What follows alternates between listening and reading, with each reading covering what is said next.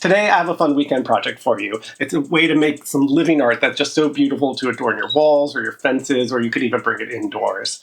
I'm Gardener Koo, and let's talk about what you need. You're going to need a saw, you're going to need fence board, you're going to need the plants, of course, Neoregelia Fireball here, and Tillandsia, any air plant that would work.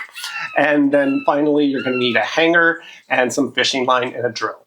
Now let's give it over to Clicky to prepare the board. Okay, so the first thing we're going to need is a board to mount the air plants to. I chose this pine fence board because it's pretty cheap and it's obviously made to go outside and it won't like delaminate or anything like that. So I'm going to cut this down to 16 inches and that'll give us enough space to mount the air plants and have some places for hangers.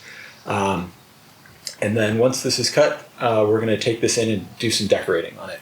I think this might be fun to etch a pattern into with the laser cutter.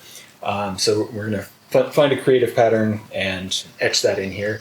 If you don't want to do that or you don't have a laser cutter, you could always paint it or draw on it, or if you might have had some lying around that you'd use for painting projects, you might have some fun colors on there. Anything you want to do. Okay, so this is the piece we cut. And so let me talk through some of the details of getting the etching on the laser.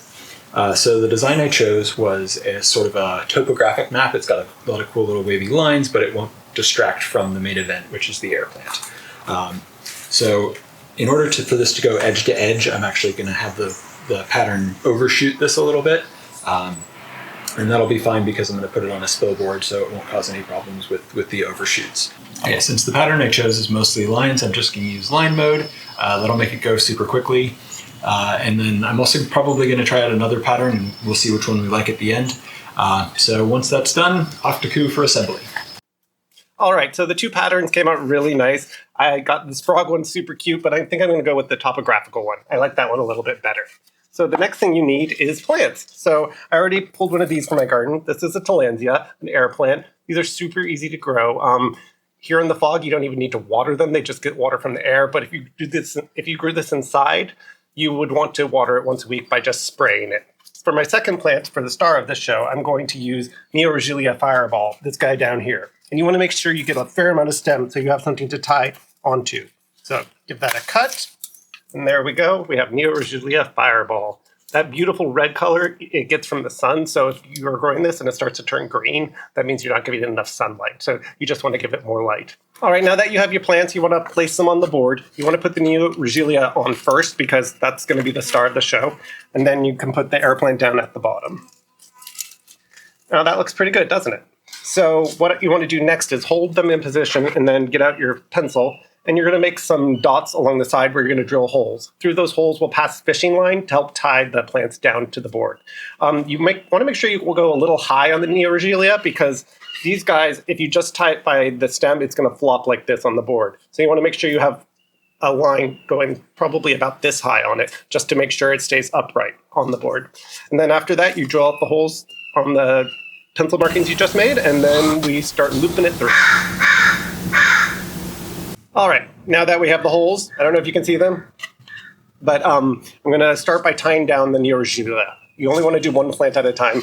And like I said earlier, you really want to make sure you do one of the fishing lines a bit high on the Neoregelia because otherwise they just flop towards the front when you put them up on a wall. So just take the fishing line and literally just loop it through and loop it back and then do a granny knot, tie it, and then do it again and again. And if it works, then you'll have a nice stable bromeliad on the board. If you then test it and it falls forward, then you need more holes and you need to have another anchor point. Now we're going to attach the bromeliad. I'm going to show you how I do it over a time lapse and I will explain as I go. All right, after you have your Neoregelia tied down, then you want to move on to your Tillandsia. And you only need to do 2 points to tie it down versus Neoregelia because it's just a lot smaller.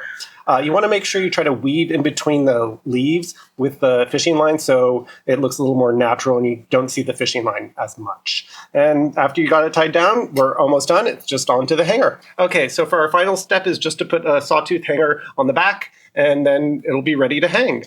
You don't have to use this type of hanger. You can use whatever one you prefer. You can even just put a hole in the center here and just hang it off the nail that way. So I'll put that on and we'll hang it up. And we're back to where we started. we have some beautiful wall art. Now, to care for this, if you take it inside or if you live in a warmer zone, you want to spray it once a week with water. Just make sure to get the water in the cups. Now, I wouldn't recommend using this with any other plants. Any Tillandsia would work, but for the bromeliad, you definitely want to do the Fireball because they are a true epiphyte, meaning they live in the air, so they live off of tree trunks in the wild. So they don't actually use their roots for nutrients or water. They use their roots just to anchor on. If you did use a different bromeliad, you would just want to make sure you put some sphagnum moss down here for the roots and then get that wet when you were watering them. Now, you can expand this idea out in so many ways. You could do it extra long, and you could do multiple bromeliads, or you could do, I don't know.